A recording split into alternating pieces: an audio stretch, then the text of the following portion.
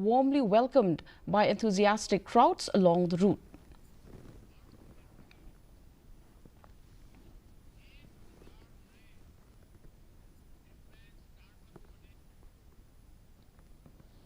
Prime Minister Narendra Modi will distribute more than 51,000 appointment letters to newly appointed youth during a video conference.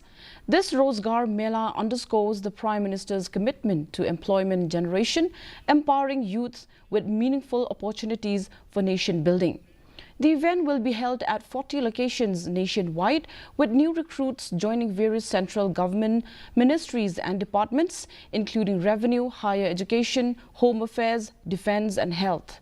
The newly appointed recruits will also undergo foundational training through the Karma Yogi Praram online module available on the IGOT Karma Yogi portal, which offers over 1,400